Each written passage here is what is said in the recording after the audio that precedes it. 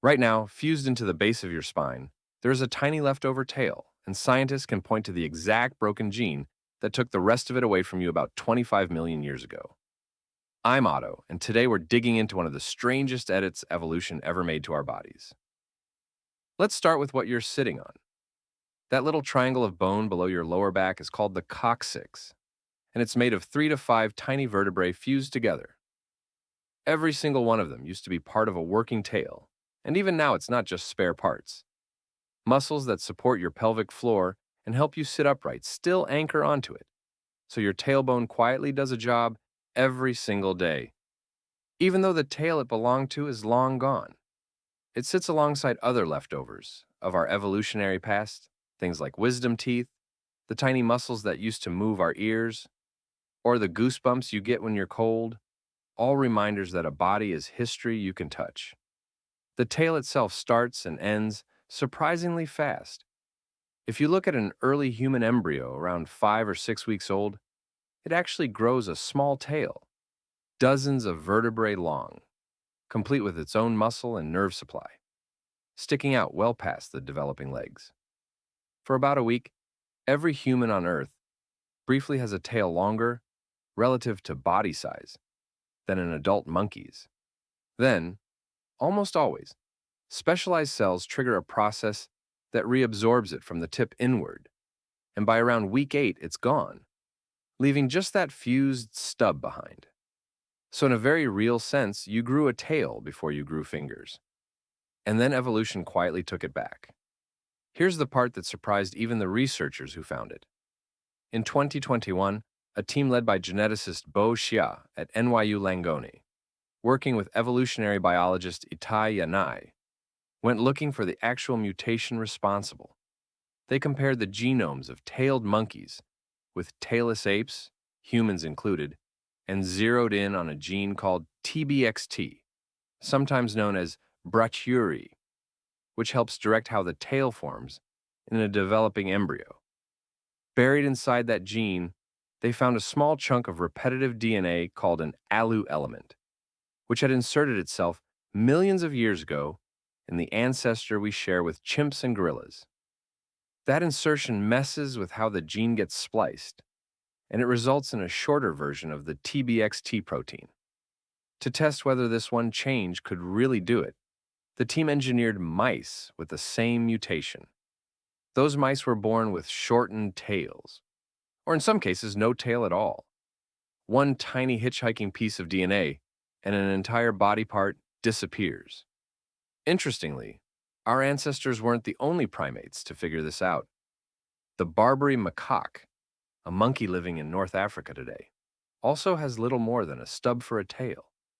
But Xia and Yanai's team found it got there through a different genetic route entirely. Evolution apparently landed on tail loss more than once in the primate family tree, using whatever mutation happened to be lying around, which is a good reminder that there's often more than one path to the same outcome. Now, why would losing something as useful as a tail ever pay off?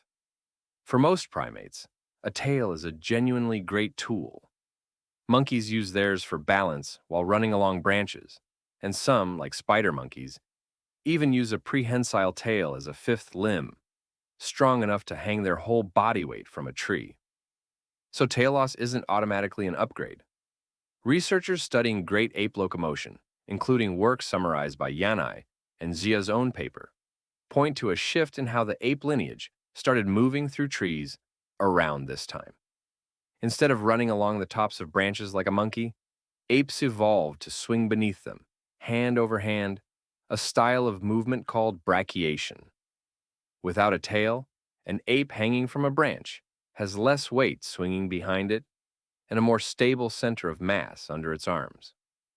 That same basic body plan, a stable torso balanced over the hips, rather than out behind a long tail, is part of what let our ancestors eventually stand upright and walk on 2 legs, since bipedal walking depends on stacking your weight cleanly over your pelvis, rather than counterbalancing it with a tail. Millions of years later, when early hominins like Australopithecus started walking fully upright, they inherited a spine that already curved inward at the lower back, a shape called lumbar lordosis, which helps stack the torso over the hips for efficient walking. It's easy to imagine that shape working very differently, with a heavy tail still hanging off the end of it, constantly pulling the body's balance backward with every step. But here's the twist Otto really wants you to sit with. This mutation doesn't look like a clean win. When Xia's team studied their tailless mice more closely, they found that the same TBXT change was linked to a slightly higher rate of neural tube defects, the kind of spinal cord malformation that in humans can show up as spina bifida. In other words, the same tiny genetic edit that helped our ancestors lose a tail may have quietly raised the risk of birth defects in the spine ever since. Evolution isn't a careful engineer weighing pros and cons. It's closer to a gambler who takes whatever mutation shows up and keeps it if the upside outweighs the cost, even when the cost sticks around for millions of years. Losing the tail apparently helped enough of our tree-dwelling and later ground-walking ancestors survive and reproduce that the trade-off got locked in for every ape alive today, humans included. So the tail is gone. Except, sometimes it isn't. Not completely. Every so often, a baby is born with what doctors call a human tail, a small fleshy or occasionally bony growth extending from the lower spine.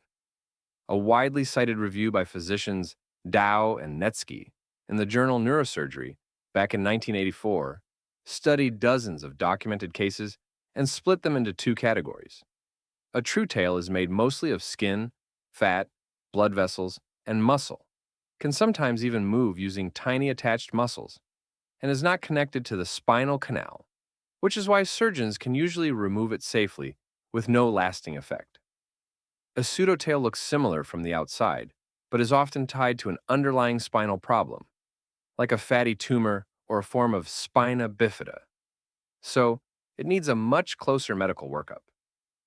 True human tails are rare, likely occurring in only a small handful of newborns worldwide each year, but they are real, documented in medical literature from multiple countries, including case reports out of the United States, India, and China, and they're widely considered exactly what you'd expect from an ancient developmental program that never fully vanished from our DNA. It's still in there, tucked into the instructions of TBXT and its neighboring genes.